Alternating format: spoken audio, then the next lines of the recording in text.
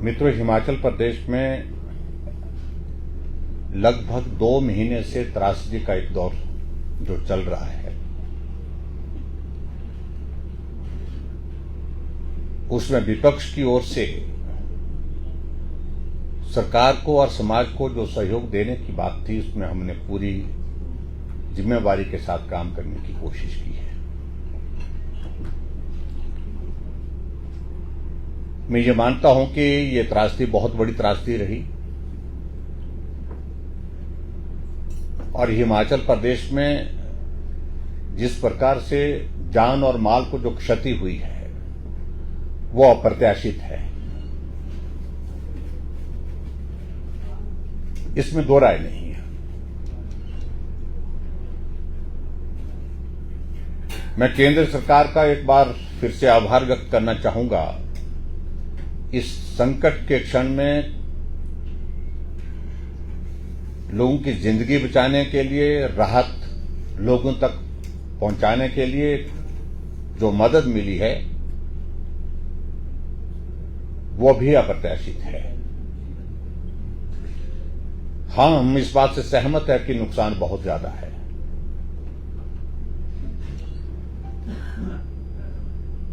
और स्वाभाविक रूप से जब नुकसान ज्यादा है तो इसकी भरपाई करने का साझा जिम्मा जो है केंद्र और प्रदेश सरकार का जो बनता है, केंद्र अपना दायित्व का निर्वहन पूरी जिम्मेवारी के साथ कर रहा है और उसके बाद बड़ी जिम्मेवारी अगर किसी के ऊपर है तो वो प्रदेश सरकार के ऊपर है।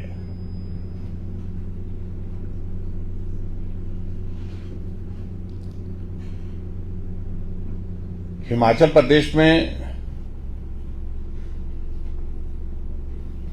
जो केंद्र से सहयोग मिला है उसके संदर्भ में मैं सिर्फ इतना ही कहना चाहूंगा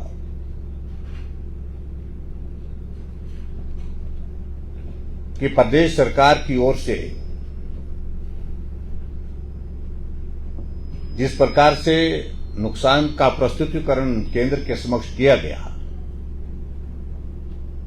उसके अनुरूप केंद्र ने जो सहयोग दिया जा सकता था आर्थिक रूप से, वो करने की कोशिश की है। हालांकि अभी तक जो केंद्र की टीम हिमाचल प्रदेश में नुकसान का जायजा लेने के लिए, आकलन करने के लिए जो आई थी, उसकी रिपोर्ट अभी आनी बाकी है।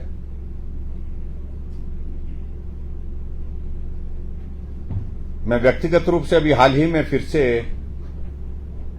गृह मंत्री जी से मिला था कि नुकसान की भरपाई करने के लिए पूरी प्रदेश की जनता केंद्र से ही उम्मीद लगाए बैठी है और इसलिए केंद्र की ओर से और सहयोग मिले, इस बात के लिए मैंने विनम्र निवेदन किया है। और मैं ये भी कहना चाहूंगा कि आज मैंने व्यक्तिगत रूप से पत्र भी लिखा है गृह मंत्री जी को, जहां मैंने जान माल की जो क्षति हुई है उसकी भी जानकारी दी है। इसके अतिरिक्त जो इंफ्रास्ट्रक्चर को डैमेज हुआ है, टूरिज्म इंडस्ट्री को बहुत बड़ा डैमेज हुआ है, एप्पल इंडस्ट्री को बहुत बड़ा, हमारे बागवानों को बहुत बड़ा नुकसान हुआ है, उसका भी जिक्र करते हुए मैंने व्यक्तिगत रूप से विपक्ष के नेता होने के नाते और जनप्रतिनिधि होने के नाते केंद्र और मदद उसमें हिमाचल प्रदेश को दे, इस बात के लिए भी निवेदन किया है। मित्रों, हिमाचल प्रदेश में कांग्रेस की सरकार का अब 9 महीने का कार्यकाल पूरा होने जा रहा है और स्वाभाविक रूप से जब 9 महीने का कार्यकाल पूरा हो रहा है तो डिलीवरी एक्सपेक्टेड है, लेकिन हम इस बात को देख रहे हैं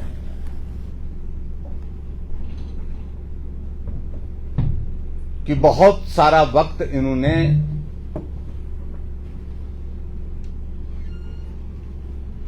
इस बात पर जाया कर दिया, जाया ही कहूंगा मैं उचित शब्द, जहां पूर्व सरकार को दोष देने के लिए इनने की ऋण ले लिया।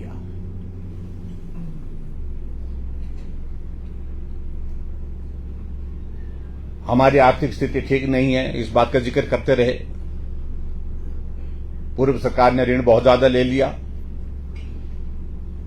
और वो गीत लगभग इनका जो है 3 महीने 4 महीने तो वही चलता रहा। व्यवस्था परिवर्तन के नाम पर हिमाचल प्रदेश में कांग्रेस पार्टी की सरकार बनी है। सुख की सरकार, यह भी नाम दिया जा रहा है।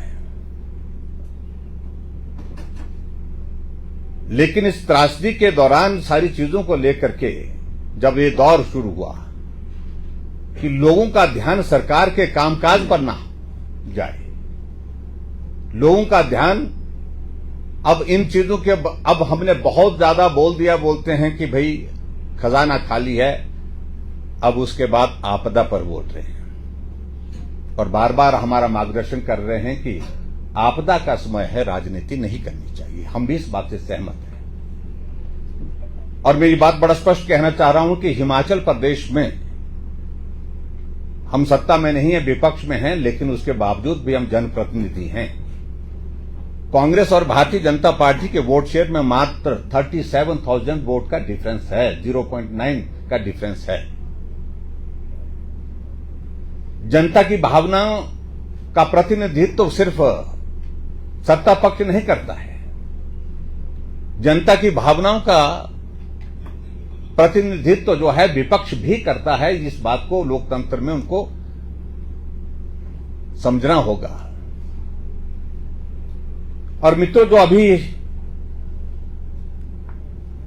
जो मैं ये जरूर कहना चाहूंगा, ये 9 महीने का जो कार्यकाल जो कांग्रेस पार्टी का पूरा सत्ता में रहते हुए पूरा हो रहा है हिमाचल प्रदेश में, अभी त्रासदी का दौर चला है, तो त्रासदी के दौर में भी संस्थानों को बंद करने का काम चला हुआ है।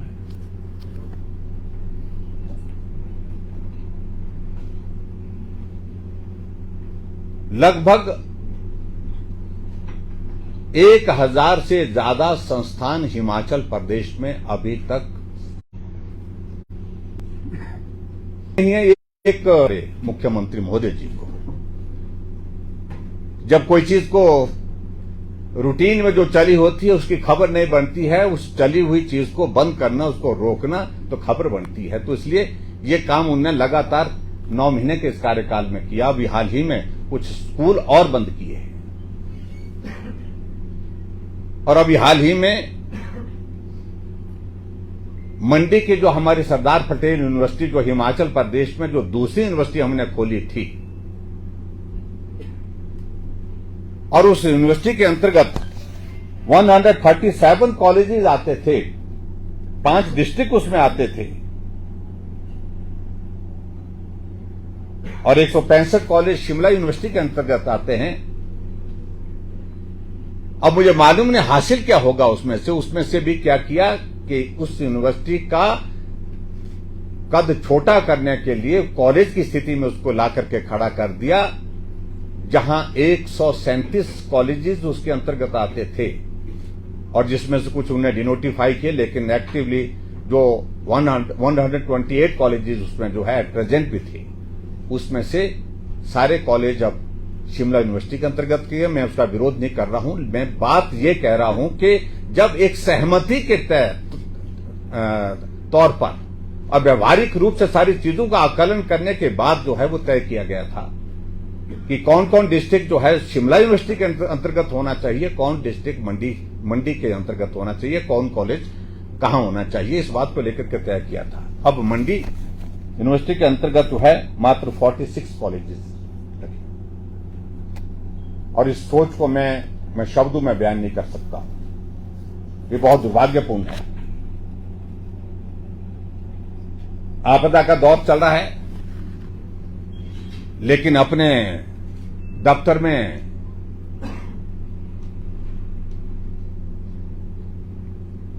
प्रिंसिपल एडवाइजर की पोस्टों को क्रिएट किया जा रहा है।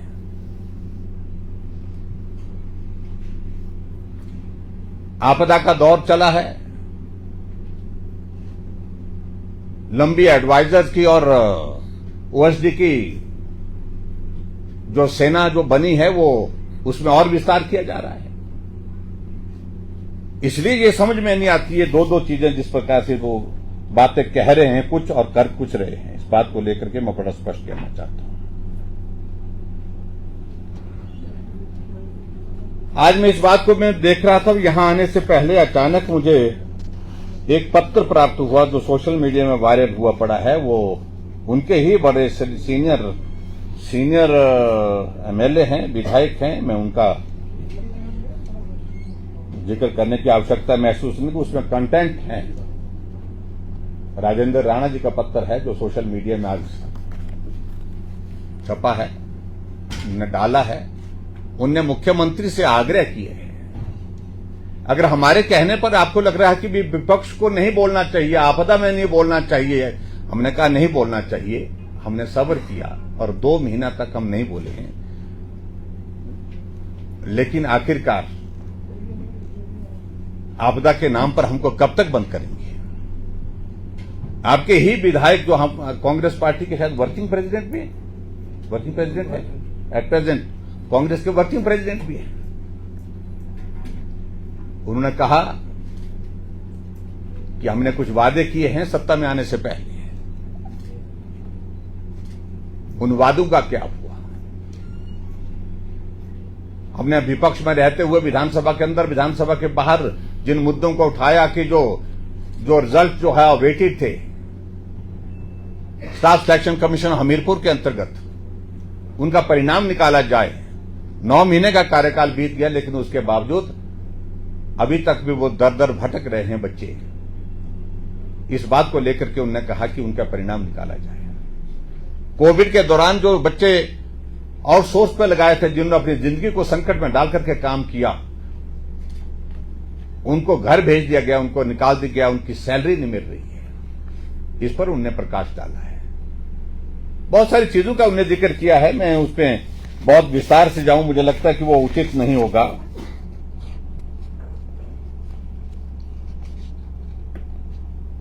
और सबऑर्डिनेट सिलेक्शन कमीशन के बारे में उन्होंने कहा था हमने कि भाई जल्दी से जल्दी इसका समाधान निकालेंगे, लेकिन 9 महीने के कार्यकाल बीतने के बावजूद भी उसको बंद करने के पश्चात वहां पर किसी ईमानदार ऑफिसर को लगा करके उसको कार्यान्वित करना चाहिए, ताकि हिमाचल प्रदेश में बेरोजगारों को रोजगार देने की जो बात कांग्रेस पार्टी ने कही है उसको पूरा कर सके। उनके ही विधायक ने लिखा हुआ फर्जी डिग्री के मामले में लिखा, वो फर्जी डिग्री का मामला हमने दर्ज करवाया है, या हमारी सरकार ने इसकी इन्वेस्टिगेशन की है। और सैकड़ों करोड़ रुपए का उसमें जो स्कैम है, उस स्कैम के अंतर्गत वो जो है, जो आरोपी वो जेल की सलाखों के पीछे रहे। उस वक्त बहुत शोर डालते थे विपक्ष में रहते हुए, और आज इन्वेस्टिगेशन एक स्टेज तक पहुंची है, लेकिन उसके बावजूद उसमें प्रगति क्यों नहीं हो पा रही है, इसका जवाब दें।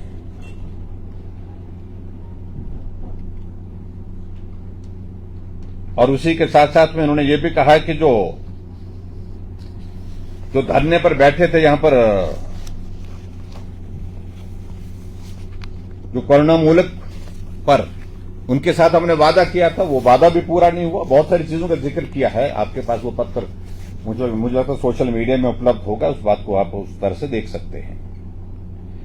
मित्रों, हिमाचल प्रदेश में जो वर्तमान जो परिस्थिति में हिमाचल प्रदेश में इस बरसात और बाढ़ के दौरान अधिकांश जगह मैं जा पाया हूं, कुछ जगह जाना नहीं हो पाया है,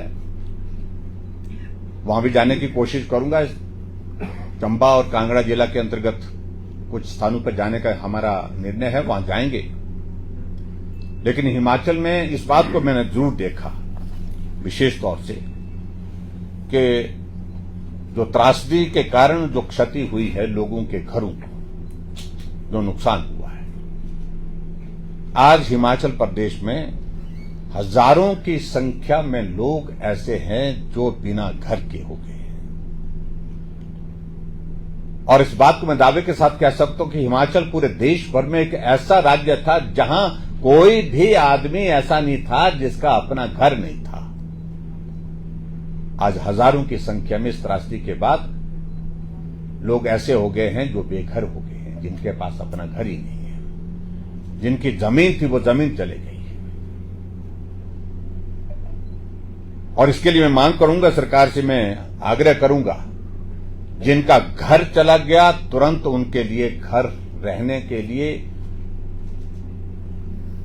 बने, इस बात को सुनिश्चित करें और उनको जो राहत देनी है उस दृष्टि से उसका मदद का रास्ता निकालें, क्योंकि ये सामान्य परिस्थिति नहीं है, अलग तरह की परिस्थिति है।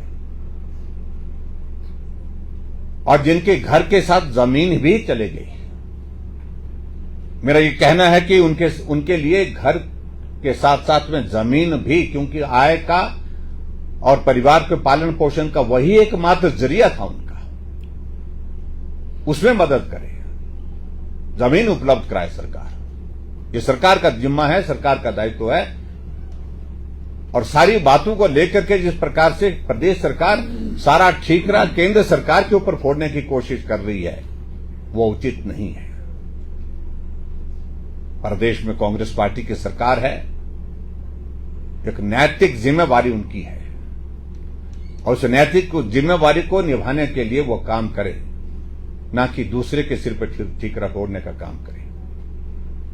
अभी तक तो केंद्र सरकार से जो मदद मिली है हिमाचल प्रदेश में, उस मदद का वितरण लोगों तक ठीक प्रकार से हो, ये बहुत आवश्यक है। लेकिन एक जगह नहीं, अनेकों जगह इस प्रकार के उदाहरण हमारे सामने प्रस्तुत हुए हैं, जहां इस बात को देखा जा रहा है कि जो पात्र व्यक्ति है उसे कम मिल रहा है, जो पात्र नहीं है उसे अलग तरह से मदद करने की कोशिशें की जा रही है।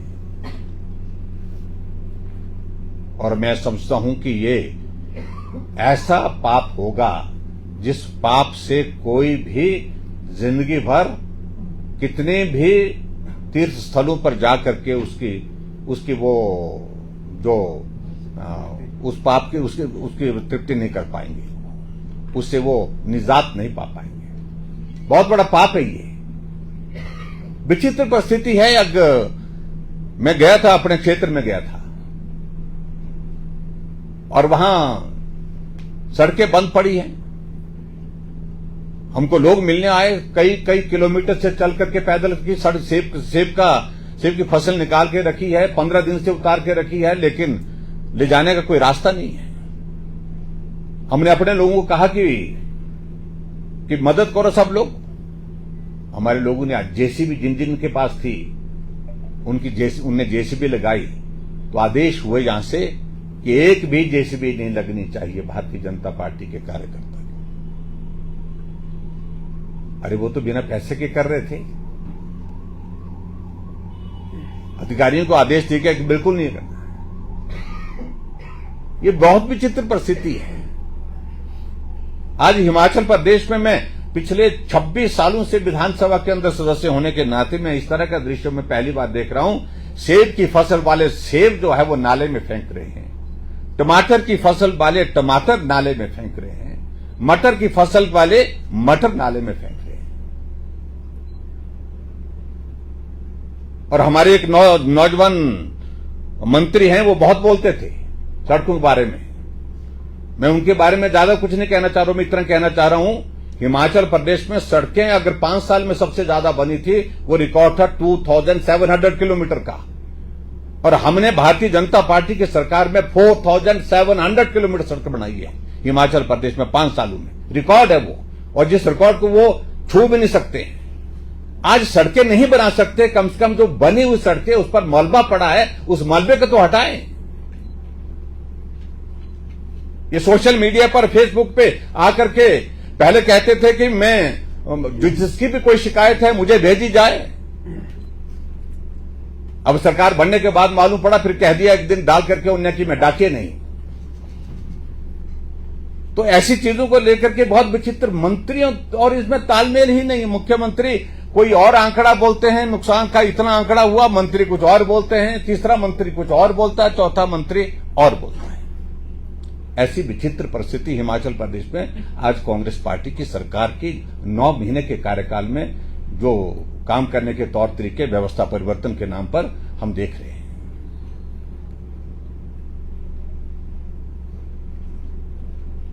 मित्रों, हिमाचल प्रदेश में सरकार बनी कांग्रेस पार्टी की। 2 बार इन्होंने वैट में इंक्रीज करके लगभग 7 रुपए का इंक्रीज किया उन्होंने डीजल की कीमतों पर। व्यवस्था परिवर्तन की बातें कह रहे हैं, और जबकि पिछले 1 साल से ज्यादा समय से अंतर्राष्ट्रीय मार्केट में तेल की कीमतें नहीं बढ़ी हैं। इस बात को उनको समझना होगा। और डीजल पर कीमत बढ़ाने का मतलब, सीधा मतलब उसका कि गरीब आदमी के ऊपर आप बोझ डाल रहे हैं, गरीब आदमी को आप तकलीफ में डाल रहे हैं, क्योंकि सारी चीजें महंगी होगी ट्रांसपोर्टेशन के हिसाब से। लेकिन व्यवस्था परिवर्तन का दौर है, और ऐसे व्यवस्था परिवर्तन के दौर में ये दौर चल रहा है, लोगों के ऊपर बोझ डाला जा रहा है। अभी हाल ही में आदरणीय प्रधानमंत्री नरेंद्र मोदी जी का मैं आभार व्यक्त करना चाहूंगा कि सभी गैस के सिलेंडर पर 200 रुपए की कटौती करके उन्हें एक बहुत बड़ी राहत दी है। रक्षाबंधन के पावन अवसर पर पूरे देश की महिलाओं का, जिनकी आबादी अब कुल आबादी का आधा हिस्सा है,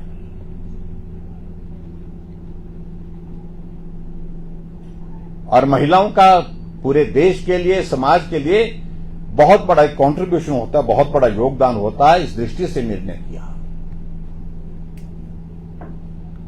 और उसी तरह से मैं कहना चाहूंगा कि एक और महत्वपूर्ण निर्णय लिया कि 75 लाख और गैस के उज्ज्वला योजना के अंतर्गत जो है वो कनेक्शन देने का भी निर्णय किया। और कुल मिलाकर के पूरे देश भर में लगभग 33 करोड़ गैस के कनेक्शन हो जाएंगे इन सबको मिलाकर के।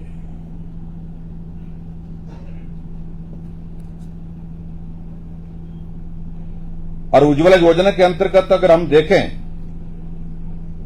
उसमें आप देखेंगे कि लगभग 9 करोड़ 60 लाख जो है वो कनेक्शन सिर्फ हमारे उज्ज्वला योजना के अंतर्गत पूरे देश के अंदर होंगे। एक बहुत बड़ी राहत उस दृष्टि से समाज को दी है।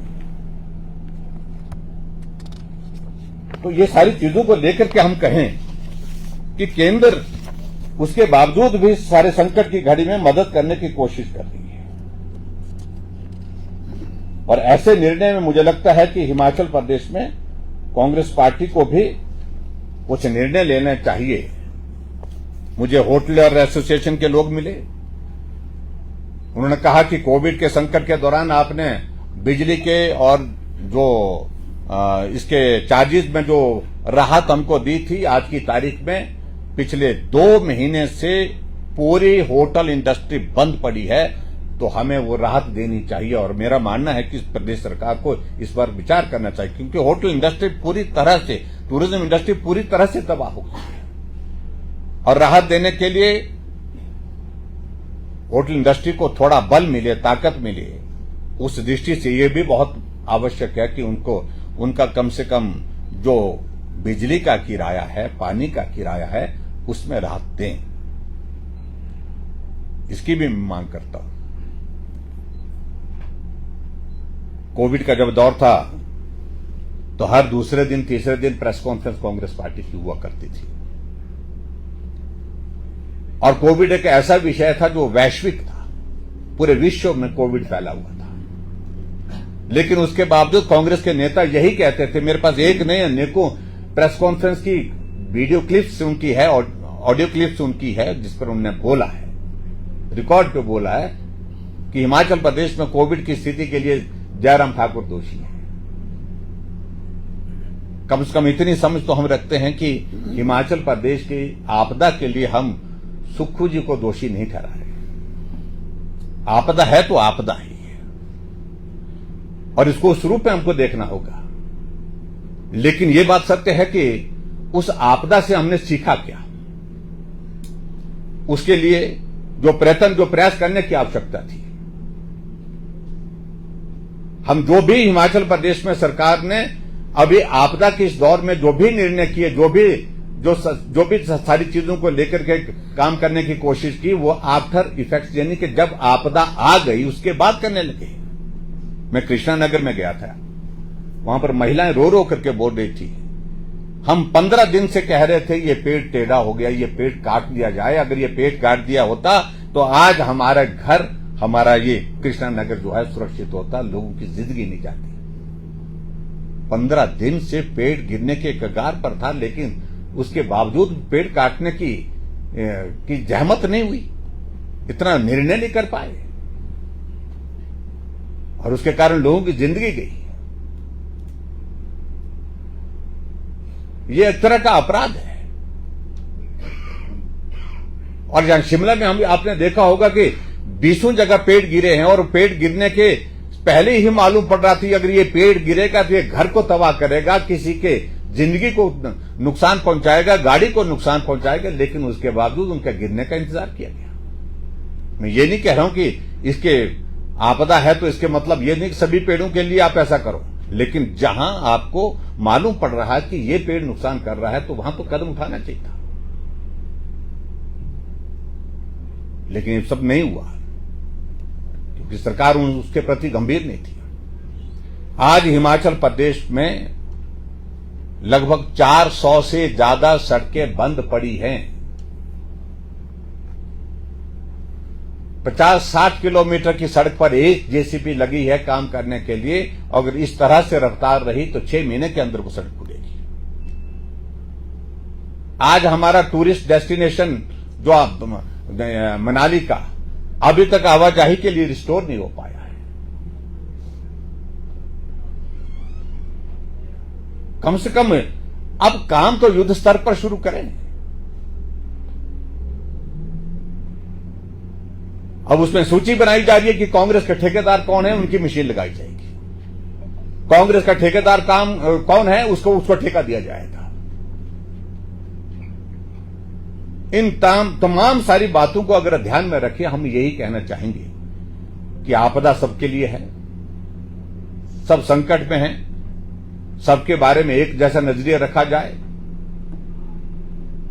और हिमाचल प्रदेश में जो सड़कें अवरुद्ध पड़ी हैं, जिसके कारण हमारा सेब का सीजन जो है वो तबाह हो गया, जिसके कारण हमारा दूर दराज का इलाका कनेक्टिविटी के बिना बहुत परेशानी में, और हिमाचल के इतिहास में ये पहली बार देखा जब राशन खत्म हो गया घरों में। कम से कम ऐसी स्थिति कभी नहीं आती थी।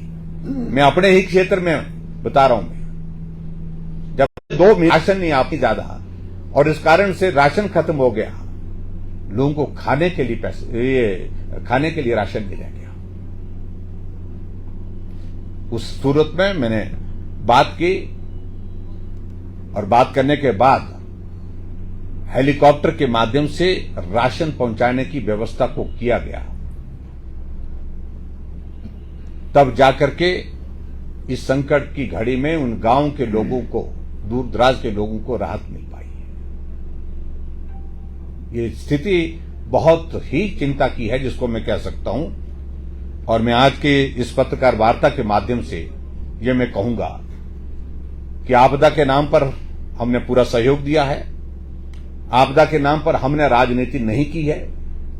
आपदा के नाम पर अगर राजनीति करने की अगर बात शुरू की है तो कांग्रेस पार्टी ने की है कि कुछ नहीं मिला, और सारा ठीकरा केंद्र सरकार के सिर फोड़ने की अगर कोशिश कर रहे हैं तो मैं समझता हूं वो बिल्कुल उचित नहीं है। वो